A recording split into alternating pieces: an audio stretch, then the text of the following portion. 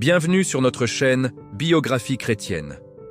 Aujourd'hui, nous plongeons dans la vie extraordinaire d'un homme dont le ministère a touché des millions de vies, un prophète des temps modernes dont l'histoire est tissée de mystères, de miracles et d'une foi inébranlable. William Marion Branham. Préparez-vous à découvrir un parcours qui défie l'entendement, une histoire qui continue d'inspirer et de susciter le débat. Le 6 avril 1909, dans une modeste cabane en rondins au cœur des collines du Kentucky, naît un garçon du nom de William. Ses parents, Charles et Ella Branham, sont jeunes et vivent dans une extrême pauvreté. Mais dès les premiers instants de sa vie, un signe singulier annonce un destin hors du commun. Une lumière mystérieuse, semblable à une étoile, entre dans la pièce et plane au-dessus du nouveau-né. Ce phénomène, observé par ses parents, sera le premier d'une longue série d'événements surnaturels qui marqueront son existence. Grandir dans la pauvreté signifiait un accès très limité à l'éducation formelle. Le jeune William ne fréquente l'école que sporadiquement, terminant sa scolarité à la 7e année. Mais l'appel spirituel se fait entendre très tôt. À l'âge de 7 ans, alors qu'il transporte de l'eau pour son père, il s'arrête pour se reposer sous un grand peuplier. Soudain, il entend le bruit d'un vent puissant tourbillonnant dans les feuilles au-dessus de lui. Une voix distincte et audible lui dit « Ne bois jamais, ne fume jamais, et ne souille ton corps d'aucune manière. Il y aura une œuvre pour toi à faire quand tu seras plus âgé. » Terrifié, le jeune garçon court chez lui, en pleurs. Cette expérience le marquera profondément, plantant une graine de conscience divine qui germera tout au long de sa vie. L'adolescence et le début de l'âge adulte de William sont marqués par des luttes intérieures. Bien qu'il ressente un appel constant vers Dieu, il tente de l'ignorer, se sentant indigne et différent des autres jeunes gens de son âge.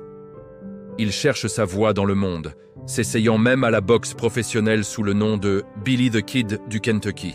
Mais la voix qu'il a entendue dans son enfance ne le quitte jamais, le rappelant sans cesse à une destinée plus élevée.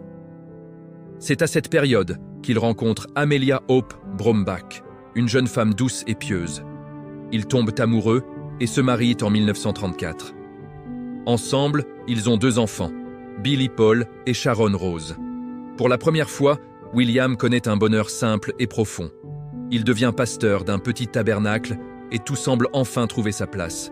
Mais cette période de paix est brutalement interrompue. Suivant les conseils bien intentionnés, mais mal avisés de sa belle-mère, il hésite à suivre l'appel de Dieu pour évangéliser dans d'autres régions. Il choisit de rester près de sa famille. Peu de temps après, la tragédie frappe. En 1937, une terrible inondation submerge la région de l'Ohio River. Sa femme Hope contracte une maladie pulmonaire et sa petite fille, Sharon Rose, tombe également gravement malade. En l'espace de quelques mois, il perd les 2 amours de sa vie. Le cœur brisé, rongé par le remords, il se retrouve seul avec son jeune fils, Billy Paul. Cette perte dévastatrice le pousse à une consécration totale à Dieu, se promettant de ne plus jamais désobéir à la voix divine, quel qu'en soit le prix. Le véritable tournant de son ministère public survient le 7 mai 1946. Alors qu'il prie, désespéré de comprendre le but de sa vie et la nature des expériences surnaturelles qui l'ont accompagné depuis l'enfance, une lumière apparaît à nouveau dans sa chambre. De cette lumière sort un être angélique, imposant et majestueux. L'ange lui déclare « Ne crains pas. Je suis envoyé de la présence du Dieu Tout-Puissant pour te dire que ta naissance particulière et ta vie incomprise ont été pour indiquer que tu dois porter un don de guérison divine au peuple du monde. » L'ange lui explique qu'il recevra 2 signes pour confirmer sa commission. Le premier serait la capacité de détecter les maladies par une vibration dans sa main gauche. Le second, plus puissant, serait de discerner les pensées et les secrets du cœur des gens. Cette rencontre céleste marque le début d'un ministère de guérison sans précédent. Armé de cette commission divine, William Branham se lance dans un ministère mondial qui va changer la face du pentecôtisme et du mouvement charismatique. Des foules immenses se rassemblent partout où il va, de l'Amérique du Nord à l'Europe, en passant par l'Afrique et l'Inde.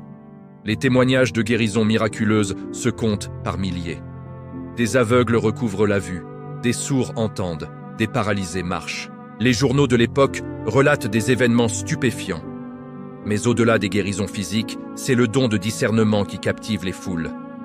Devant des milliers de personnes, Il révèle avec une précision déconcertante les noms, les adresses, les maladies et les péchés cachés des gens dans les lignes de prière, les amenant à la repentance et à la foi en Christ.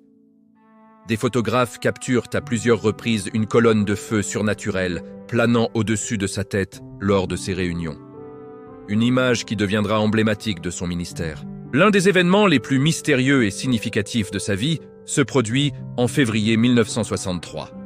Alors qu'il chasse près de Sunset Mountain en Arizona, il est soudainement enveloppé par une constellation de 7 anges formant une pyramide.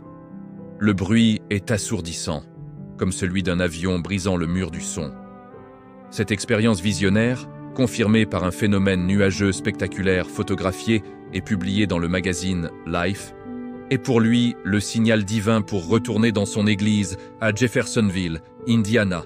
Là, il prêche une série de sermons sur l'ouverture des 7 sceaux du livre de l'Apocalypse. Il affirme que les mystères contenus dans ces sceaux, cachés depuis des siècles, lui ont été révélés par les anges. Ces enseignements, profonds et complexes, forment le socle de son message prophétique pour les derniers temps. Au cœur de tous ces enseignements, une leçon spirituelle revient sans cesse.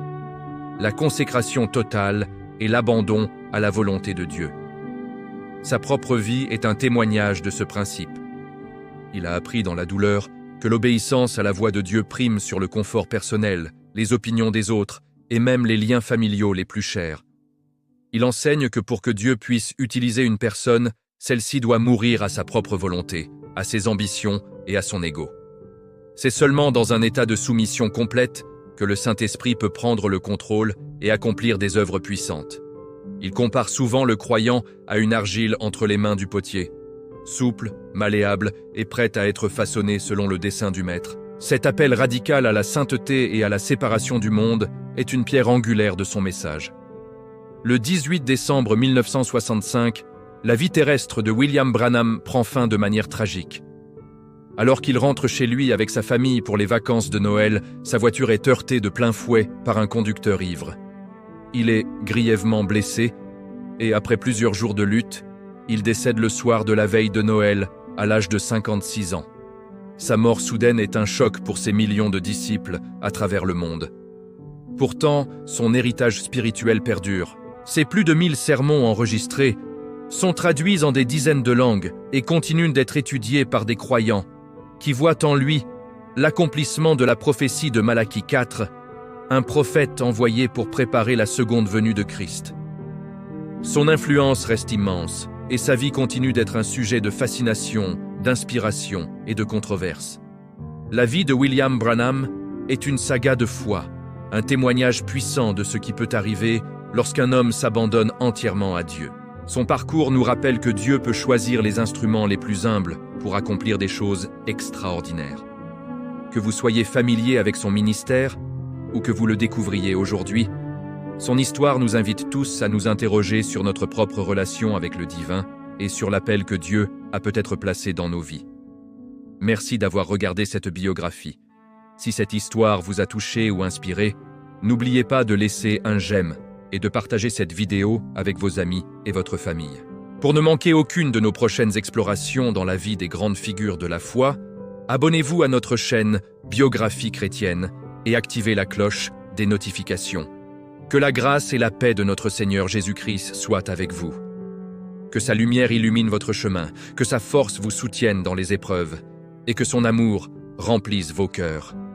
Soyez abondamment bénis, aujourd'hui et toujours. Amen.